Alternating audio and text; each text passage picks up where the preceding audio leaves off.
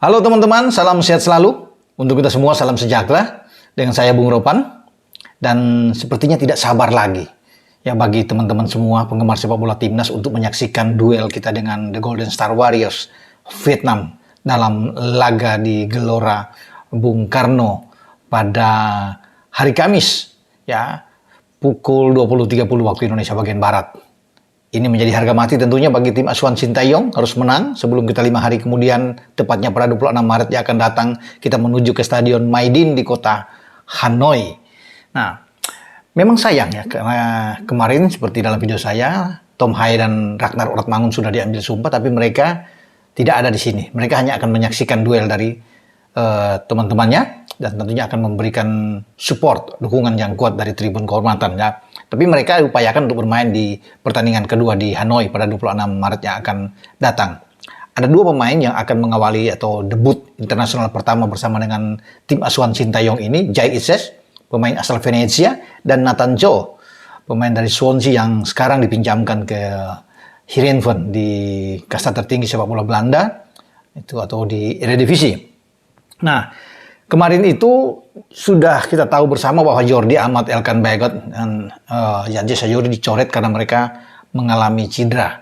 Ya paling tidak ini juga menjadi pukulan, karena kita berharap kalau ada Elkan dan Jordi, setidaknya kita akan bagus di jantung pertahanan kita. Karena sebelumnya juga kita sudah kehilangan Sain Batinama yang tidak didaftarkan di sini karena memang mengalami cedera ketika dia memperkuat KAS Eupen di Liga Belgia. Dan kapten kesebelasan kita, Asnawi Mangku Alam, tidak boleh bermain karena ada akumulasi kartu kuning yang dia dapatkan. Dia baru bisa bermain di tanggal 26 ketika kita menghadapi Vietnam dalam partai tandang. Nah, kalau mengutak-atik ya, bagaimana di belakang mestinya kan kalau ada Elkan dan Jordi, mereka berdua akan ada di belakang bersama dengan Jai Ises. Ini sangat kuat. Yasin Hapner didorong lebih ke depan bermain dengan Ivar Jenner. Ya, karena Tom belum bisa memperkuat kan bermain di sini.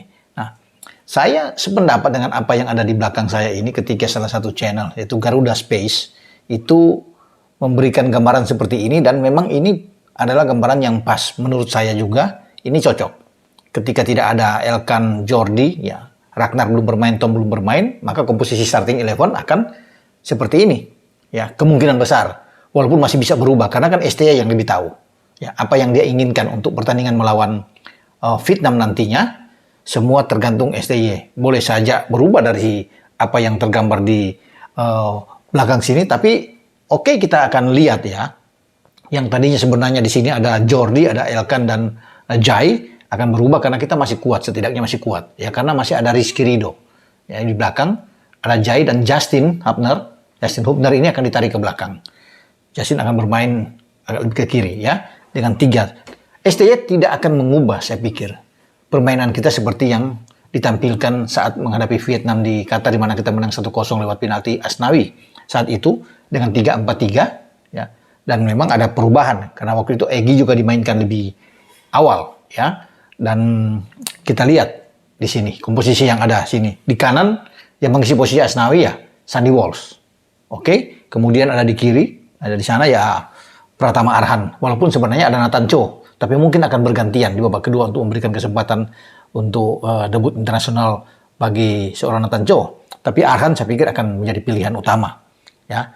Kemudian dua gelandang Marcelino ya akan ditarik ke belakang. Kalau di Qatar juga saya pikir sama ya, ketika Justin bermain di belakang, Marcelino dan Ivar yang bermain di tengah. Komposisi seperti ini dengan 3-4-3 skema yang akan dikembangkan oleh STY akan jadi seperti ini. Dengan mendorong Sandi dan Arhan agak lebih ke depan dan ditemani oleh Ivar dan Marcelino. Ivar akan lebih bertahan tentunya, yang bermain box to box di sini, sementara Marcelino akan mendukung serangan ya, di lini serang kita dengan komposisi di depan.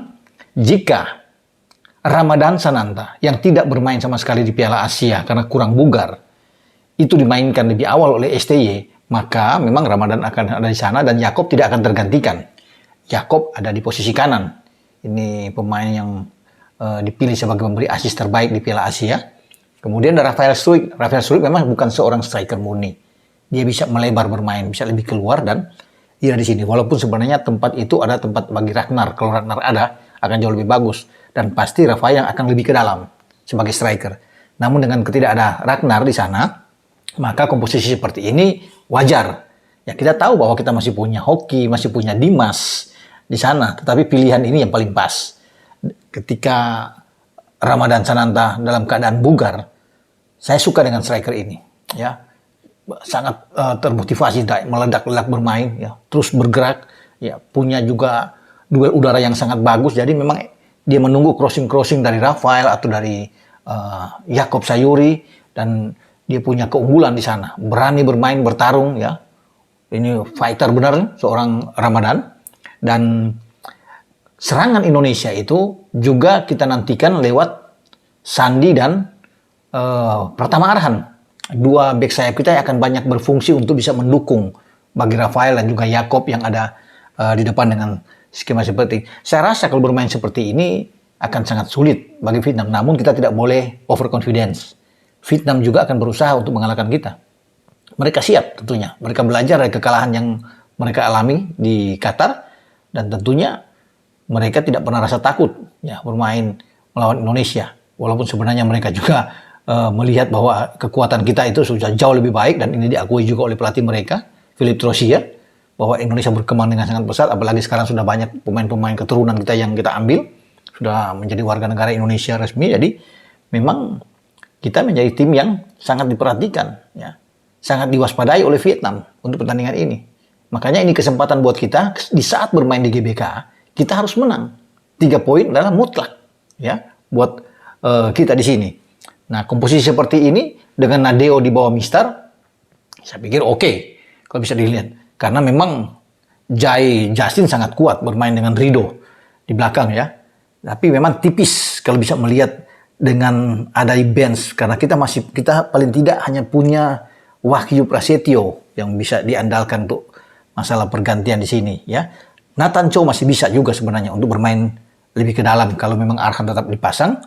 Ketika ada masalah salah satu di antara Rido, Jay dan Justin, itu alternatif yang bisa dimainkan oleh STY. Sandy Walsh sebenarnya juga bisa bermain lebih ke dalam, dan itu yang terjadi melawan Vietnam di Qatar. Ketika Jordi, Justin Hubner, dan Sandi yang bermain lebih ke dalam, karena Asnawi ada di luar kan, pemain di bek kanan dan Pratama di kiri. Jadi sebenarnya masih bisa digeser, diutak-atik oleh STY.